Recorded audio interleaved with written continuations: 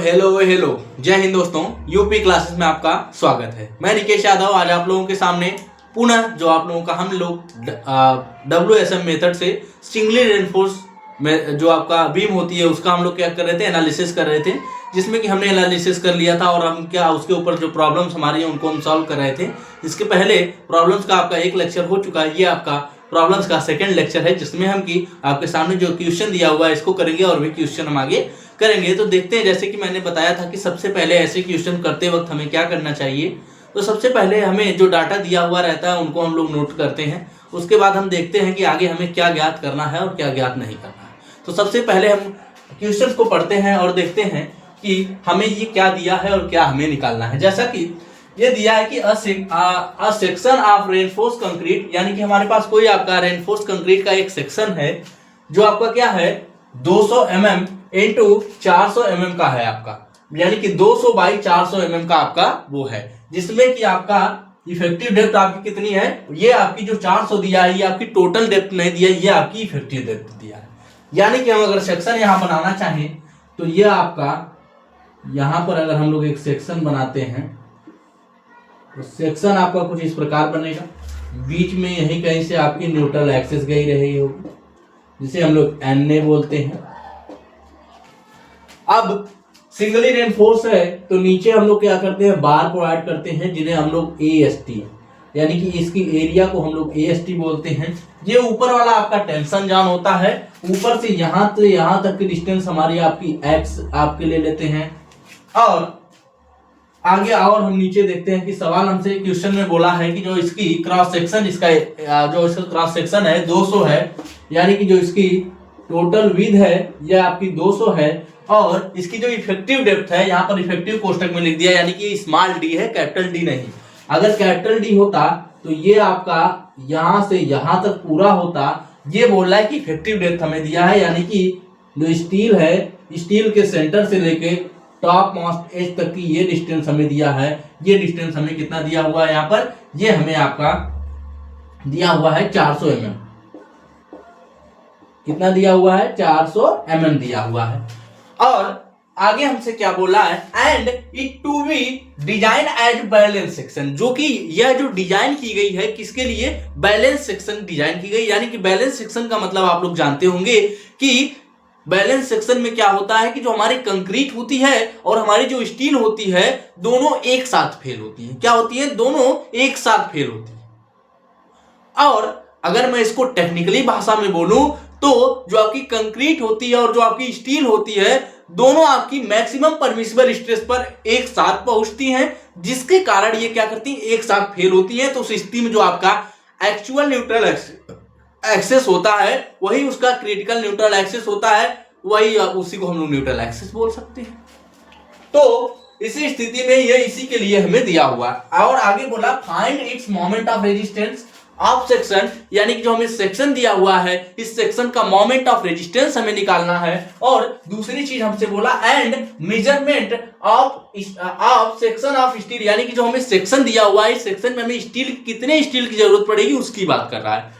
आगे क्या बोल रहा है, आगे हमसे बोल रहा है कि आपका टेक सिग्मा सीबी, यानी कि maximum permissible stress in concrete 5 Newton पर mm square and sigma ST, जिससे हम लोग क्या बोलते हैं, maximum permissible stress in steel in tensile John. तो ये कितना 140 न्यूटन पर mm स्क्वायर, और इधर आपका क्या है यम, यानी कि मॉडुलर रेशियो इज 18 दिया हुआ है। कितना दिया हुआ है, 18 दिया हुआ है।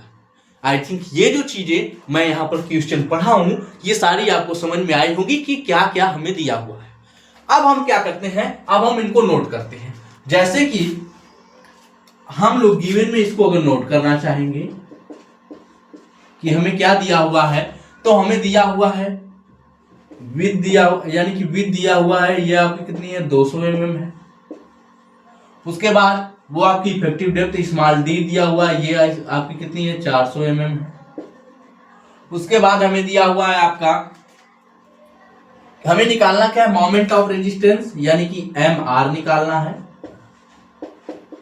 एंड और क्या निकालना आपका आगे है, measurement of section of steel, यानी कि एरिया ऑफ स्टील निकालनी है। AST बोलते हैं, area of steel in tensile John. ये दो चीजें हमें निकालनी है। आगे और हमसे क्या बोला है कि टेक सिग्मा सीबी यानी कि मैक्सिमम परमिसिबल स्ट्रेस 5 न्यूटन पर एमएम स्क्वायर, यानी कि सिग्मा सीबी हमें दिया हुआ है 5 न्यूटन पर एमएम स्क्वायर।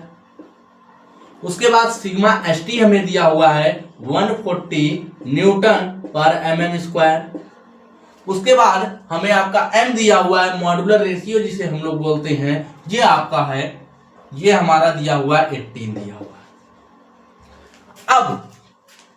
अब हम लोग इतनी चीजें हमें निकाल लिया है और हम जान रहे हैं, तो हम लोग क्या करते हैं ऐसे क्वेश्चन में सबसे पहले आपका एक्चुअल न्यूट्रल एक्सिस और क्रिटिकल न्यूट्रल एक्सिस निकालते हैं, फिर देखते हैं कि ओवर रेनफोर्स है कि अंडर रेनफोर्स है। लेकिन यहां पर हमसे इसने कुछ कह दिया है कि जो ये आपकी डिजाइन की गई है, आपकी जो ये बीम हमारे पास जो सेक्शन डिजाइन, ये बीम हमारी जो डिजाइन की जा रही है, ये आपका बैलेंस सेक्शन की जा रही है। यानी कि हम लोग क्या करेंगे, इसमें आपकी क्रिटिकल न्यूट्रल एक्सिस निकाल लेंगे, जिसका फार्मूला हम लोग जानते हैं, वही आपकी एक्चुअल न्यूट्रल एक्सिस होगी। यानी कि क्रिटिकल न्यूट्रल एक्सिस और आपकी एक्चुअल न्यूट्रल एक्सिस दोनों एक ही ऊपर होंगी आपके बैलेंस सेक्शन में, और बैलेंस सेक्शन को इकोनॉमिकल सेक्शन भी कहा जाता है।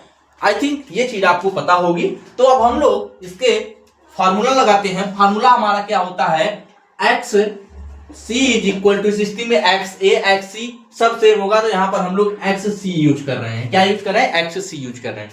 तो X C is equal to K into D होता है बाबू, और जिसमें कि आपका के क्या होता है, एक्स सी के होता हमारा एम सिग्मा सी बी, और एम सिग्मा सी बी यानी कि maximum permissible stress in concrete plus sigma S T, ये आपका हो जाएगा डी। ये हमारा कितना आ जाएगा, डी आ जाएगा। अब अगर हम इनका मान रखना चाहेंगे तो बाबू मान रखते हैं। यम का मान हमें क्या दिया हुआ है, 18 दिया हुआ है। सिग्मा सी बी का मान हमें 5 दिया हुआ है आपका, और नीचे इसका यम का मान हमें 18 दिया हुआ है, सिग्मा सीबी का 5 एंड इसका 140 सिग्मा एसटी का। देखते रहिए मैं कहां से मान रख रहा हूं, मैं यहीं से सारे मान रख रहा हूं। अब डी का मान हमें क्या दिया हुआ है, यानी कि इफेक्टिव डेप्थ का मान हमें 400 mm दिया हुआ है। तो यहां पर हम क्या लिख लेंगे बाबू, 400। जब हम 400 लिखेंगे तो हम पा रहे हैं 18 5 90, ये हो रहा है आपका, ये आपका 18 5 90 प्लस ये आपका 140, यानी कि दोनों को जोड़ेंगे तो ये आपका 230 आ रहा है। इन दोनों को आपस में काट देंगे, ये आपका 9 बच रहा है यहाँ पर, और ये आपका 400। इसको अगर हम ले जाएं तो ये आपका 9 चौको 36, यानी कि 36 इंटू डबल आपका अपान में आपका 23। इसको अगर इसका मान निकालना है तो इसका मान निकालने के बाद हमारे पास आपका आएगा 156.57 आ रहा है, 57 mm आएगा। तो इसको हम लोग अप्रॉक्सीमेट मान लेते हैं 1। अगर हम लोग इसको जो मानते हैं इसको कितना 157 मान लेते हैं, क्योंकि इसको क्यों मान रहे हैं, क्योंकि जो हमें कैलकुलेशन करनी होगी, कैलकुलेशन में आसानी हो, इस वजह से हम लोग मान ले रहे हैं, क्योंकि ये आपका mm में है, इस वजह से भी हम लोग मान ले रहे हैं। अब हम लोग आगे बढ़ते हैं कि बाबू हमें XC हमें मिल गया, क्या मिल गया, XC का मान हमें मिल गया, यानी कि XA बोल लीजिए, XC बोल लीजिए, XC। अब हमसे बोला है कि मोमेंट ऑफ रेजिस्टेंस हमें निकालना है। जब हमें XC मिल गया तो हमें मोमेंट ऑफ रेजिस्टेंस निकालना है। तो मोमेंट ऑफ रेजिस्टेंस निकालने के लिए हम क्या करते थे, मोमेंट ऑफ रेजिस्टेंस निकालने के लिए हमारे पास आपके पास फार्मूला होता है MR, यानी कि MR is equal to CRT, यानी कि कंप्रेसिव फोर्स या फिर टेंसाइल फोर्स से लीवर आर्म में क्या कर देते हैं, मल्टीप्लाई कर देते हैं बात। इसमें कंप्रेसिव फोर्स या फिर tensile force into lever arm कर देते हैं। तो अगर हमें कंप्रेसिव फोर्स निकालना होता था तो हम लोग क्या करते थे, जैसे कि हम लोग जानते हैं कि अगर हम लोग इसका स्ट्रेस डायग्राम बनाते थे तो क्या होता था, यहीं कहीं से आपकी इसकी न्यूट्रल एक्सिस जाती थी और यहां पर आपका सिग्मा सीबी होता था, maximum permissible stress in concrete, यहां पर आपका सिग्मा एसटी होता था। यहां से यहां तक की डिस्टेंस हमारी एक्स होती थी, या फिर एक्स सी यहां पर हमने लिया है। और यहां से यहां तक की डिस्टेंस जो हमारे पास होती थी, ये हमारे पास डी होती थी, इफेक्टिव डेप्थ जिसे। तो अगर हम लोग क्या करें, हम लोग यहीं से तो हम लोग डेरिवेशन करते थे किसका, कि हम लोग आपका जो मोमेंट ऑफ रेजिस्टेंस निकालने के लिए यहीं से हम लोग डेरिवेशन करते थे ना। तो अगर हम लोग यहां से अगर करना चाहें, मैं चाहता तो फार्मूला भी डायरेक्ट लिख देता, लेकिन अगर आप धीरे धीरे ये सारी चीजें देखते जाएंगे तो आपको डेरिवेशन जो पीछे आपने किया है वो भी याद होता जाएगा, और बार बार ये सारी चीजें आपको रिवाइज होती जाएंगी, आप भूलेंगे नहीं। तो अगर मैं इसको क्या करूं, अब यहीं से हम लोग निकालते थे। अब अगर हम क्या करें यहां पर कि अगर हम निकालना चाहें टेंशन जाम से, तो टेंशन जाम में हमें एरिया ऑफ स्टील नहीं दिया हुआ है, तो इस वजह से हम लोग यहां पर टेंशन जाम से तो मोमेंट ऑफ रेजिस्टेंस नहीं निकाल सकते हैं, लेकिन हम लोग कंप्रेशन जाम से निकाल सकते हैं, क्योंकि हम लोग इस ट्रायंगल का एरिया निकाल लेंगे और हमें सिग्मा सीबीसी यानी कि maximum permissible stress in concrete भी दिया हुआ है। दोनों को अगर मल्टीप्लाई करेंगे तो हमें फोर्स मिल जाएगा, कौन सा, कंप्रेसिव फोर्स मिल जाएगा, इनटू लीवर आर्म कर देंगे। आई थिंक ये जो चीजें हैं लाला वो आपको समझ में आ रही होंगी। तो अगर हम बाबू इसका करना चाहें तो हमें क्या करना होगा, आपका C into lever arm. Lever arm को हम लोग जेड से प्रदर्शित करते हैं, स्मॉल जेड से, तो हम लोग यहां से जेड से प्रदर्शित करते हैं। C आपका क्या हो जाएगा, जैसा कि हम लोग जानते हैं कि stress is equal to force upon area होता है, तो अगर हम लोग हमें फोर्स निकालना हो तो स्ट्रेस इंटू एरिया कर सकते हैं कि नहीं कर सकते हैं, तो आप कहोगे सर बिल्कुल कर सकते हैं। क्या कहेंगे, सर बिल्कुल कर सकते हैं। तो उस स्थिति में अगर हम लोग कुछ इस प्रकार करें, तो यहां पर अगर हम लोग इस ट्रायंगल का एरिया निकाल लें, इस ट्रायंगल का एरिया क्या हो जाएगा,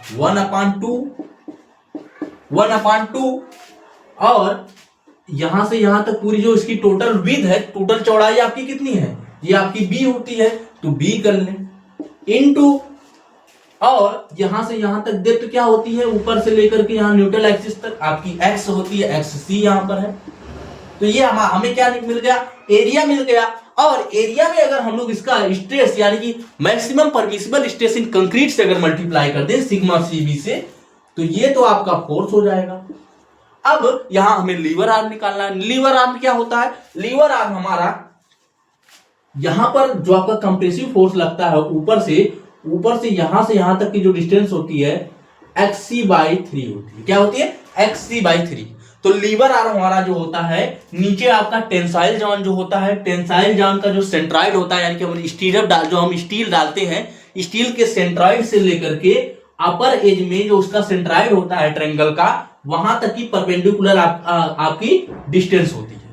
तो इस डिस्टेंस को हम लोग अगर यहां से यहां तक की डिस्टेंस निकालना चाहे तो कैसे निकालेंगे, हमें ये यहां से यहां तक की डिस्टेंस मालूम है क्या होती है, और हमें यहां से टोटल यहां तक की डिस्टेंस मालूम है। अगर हम लोग इसके बीच की डिस्टेंस याद करना चाहें, तो अगर हम लोग d - xc/3 कर दें तो कैसा रहेगा, आप कहेंगे सर बिल्कुल एकदम सही कह रहे हैं, अगर हम लोग ऐसा कर दें तो आपका सही हो जाएगा। तो हमें ये चीज हमें यहां से यहां तक जेड का मान हमें प्राप्त हो जाएगा। तो हम लोग यहां पर क्या कर लेंगे, ये आपका जेड का मान आपका हो जाएगा d - xc/3 हो जाएगा। क्या हो जाएगा, d - xc/3 हो जाएगा। जब हम इतनी चीजें निकाल लेंगे तो अब हमें मान भी तो दे दिए गए हैं और सबके मान हम लोग रख भी लेते हैं। तो अब अगर हम इनका मान रखना चाहें तो ये आपका 1/2 हो जाएगा। b का मान हमें क्या दिया हुआ है लाला, b का मान हमें 200 दिया हुआ है, और xc का मान हमने कितना निकाला, 157, कितना 157 इनटू आपका सिग्मा सीबी का मान हमने कितना निकाला है, सिग्मा सीबी हमारे पास ये 5 न्यूटन पर mm स्क्वायर ये हमें दिया हुआ है। कोष्टक में ये आपका d कितना है, d इफेक्टिव डेप्थ आपकी कितना है, 400 mm है, 400 माइनस 150 आपका 157/3 ये आपका इतना है। तो अगर हम लोग इनको करना चाहें तो ये आपका 100 इंटू 157 इंटू 5, और ये आपका हो जाएगा 400 माइनस ये आपका 5 हो जाएगा, और इधर आ जाएगा आपका 3 दूना 6 आ जाएगा, 1.33 आ जाएगा, 1.33 करके ये आपका आ जाएगा इतना। अब अगर हम इनका मान निकालते हैं तो इसका मान हमारे पास आपका टोटल आएगा 27, आपका 27, 29। कैलकुलेटर आप लोग यूज करेंगे, मैं यहां पर इस वजह से लिख दे रहा हूं ताकि आपको ज्यादा समय ना लगे। 33.33 न्यूटन इंटू mm आएगा। किसमें आ जाएगा? न्यूटन इंटू mm में आपका ये आ जाएगा। हमें दो चीज जो हमें पहली चीज निकालनी थी, मोमेंट ऑफ रेजिस्टेंस, हमने ये चीज निकाल ली है। किसको? मोमेंट ऑफ रेजिस्टेंस, यानी कि mr जो हमें निकालना था इस क्वेश्चन में, हम लोग mr को निकाल चुके हैं।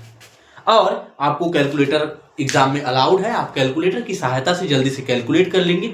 मैं कैलकुलेटर का यूज यहाँ पर जल्दी से इस वजह से नहीं कर रहा हूँ कि यहाँ पर इस लेक्चर में आपका अधिक टाइम ना लगे। टाइम बचाने के लिए मैं कैलकुलेशन पहले से कर लिया हूँ, जिससे कि आप लोगों को ये चीजें आपकी मैं तुरंत लिख सकूँ और आसान हो सके। मेरा जो मेन पर्पज है वो मेन पर्पज आपका इस पर है कि आप समझा रहा हूँ ये फार्मूला कैसे आ रहा है, फार्मूला कैसे आया है, क्या चीज कहां पर नोटिस करनी है, कहां पर XA निकालना है, कहां पर XC निकालना है, इन सारी चीजों को मैं बताने के लिए बता रहा हूं। कैलकुलेशन तो आप आराम से कर सकते हैं। अगर आप चाहेंगे कि मैं कैलकुलेशन क्लास में ही करूं, देन मैं कैलकुलेशन क्लास में करूंगा। आप लोग कमेंट करिए, मैं बिल्कुल करूंगा।